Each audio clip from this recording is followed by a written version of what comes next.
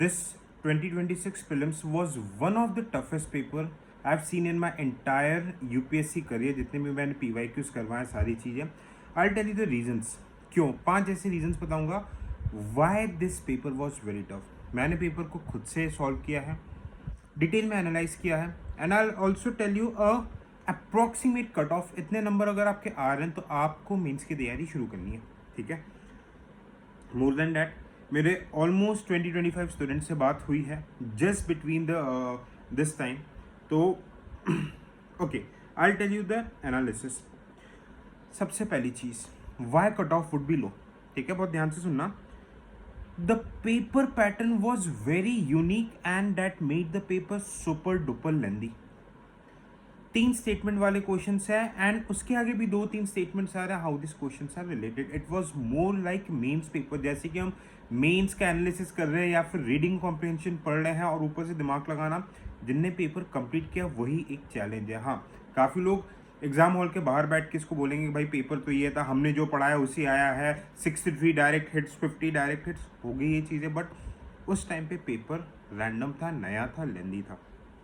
ठीक है, it was somewhat mains type of questions. ठीक है, अब अगर मैं सब्जेक्ट की बात करूँ, ठीक है, if I talk about the subject, history dominant था. अब ग्रे एरिया से सवाल पूछा गया था.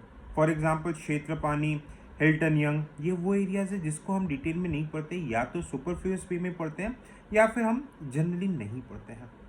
आर्ट एंड कल्चर, केव्स, और एक भी नहीं उसमें इन डेप्थ जाके क्वेश्चन पूछा गया था.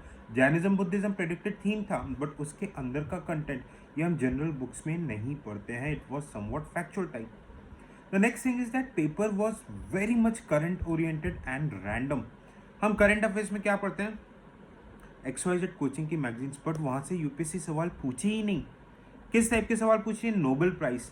ठीक है, नाम पूछ ले रही है, नया इवॉल्विंग पैटर्न मिस्टर एक्स कौन है भाई, एक्स से पता नहीं क्या प्यार था यूपीएससी को. ओके, बाफ्टा अवार्ड्स के बारे में पूछ लिया. ओके, ग्रैंड स्लैम के बारे में पूछ लिया. ये जनरली वी डोंट प्रिपेयर. ठीक है, इंटरनेशनल रिलेशन, उसमें ऐसे टॉपिक्स इतने रैंडम क्वेश्चंस थे जैसे कि भाई यूएन की मिलिट्री, यूएन पीस की मतलब यूएन से रिलेटेड उसके आपके ईयर्स के बारे में पूछ लिए हैं. ठीक है, पीस कीपिंग ईयर्स के बारे में, बिम्स्टेक के इंस्टीट्यूट्स के लोकेशन, नोबल पीस प्राइज कौन से ऑर्गेनाइजेशन को 2 बार मिला. We don't read this things. रैंड मतलब सिलेबस जो डिफाइंड रहता था, अभी तक क्वेश्चन पेपर क्या रहता था, सिलेबस के डोमेन्स के आसपास इस तरीके से आता था. ये सिलेबस को इन्हें रख दिया साइड में. समवॉट जो स्टेट पीसेस में रैंडम क्वेश्चंस आते हैं उस टाइप के क्वेश्चंस आए थे जो कि जनरली यूपीएससी एस्पिरेंट्स प्रिपेयर्ड नहीं होते हैं. अगर मैं इकोनॉमी साइंस टेक की बात करूँ, हाँ, समवॉट प्रेडिक्टेबल क्वेश्चंस मेटामैथ आपका मशीन लैंग्वेज वगैरह के ऊपर, ब्लॉकचेन के ऊपर आए थे. ओके, बट यार अब जैसे ध्रुव के ऊपर क्वेश्चन पूछ रहा 1.05 GH64, ये डिटेल्स हु रीड्स यार, कम ऑन, कौन पढ़ता है ये सब. हाँ, कुछ रिपीटेड थीम्स है जैसे ग्रीन हाइड्रोजन हो गया, LLM हो गया, स्टेल्थ टेक्नोलॉजी हो गया, ब्लैक बॉक्स जो कि प्रेडिक्टेड था जो आएगा अहमदाबाद एयर क्रैश के बाद.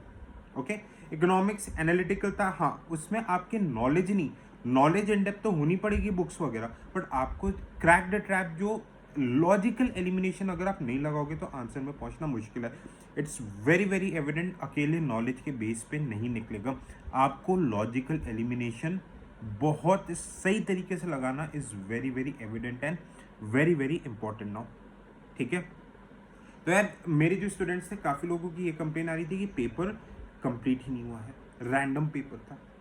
ओके, ज्योग्राफी वगैरह का कम वेटेज थे, एनवायरनमेंट के भी यार मतलब नेशनल पार्क पूछ रहे हो, उसके ईयर्स पूछता है. तो ये जो रैंडम अनएक्सपेक्टेड लाइन्स के पेपर्स थे इसमें लोग गलत बहुत करेंगे. आई वुड से 2023 का अभी तक का सबसे डिफिकल्ट पेपर माना जाता है. वो प्री मैंने भी दिया था, I clear the prelims cut off, but ये वाला is more tough. I am honestly saying you. तो एक बात तो क्लियर है, जो ट्रेडिशनल तैयारी हम करते हैं 2026 27 28 वालों के लिए मैं बता रहा हूँ, जो ट्रेडिशनल तैयारी आप करते हो उसके बेसिस पे तो पेपर नहीं निकलना है. बात करने वालों में कट ऑफ का. अब देखो कट ऑफ व्हाट, मैं जो अपने स्टूडेंट्स जो कि ऑलरेडी कई लोग सिलेक्टेड है, जो डिफरेंट एग्जाम्स निकाल चुके हैं, जो अच्छे कैंडिडेट्स हैं, आई डोंट थिंक कि 80+ कट ऑफ जाएगा.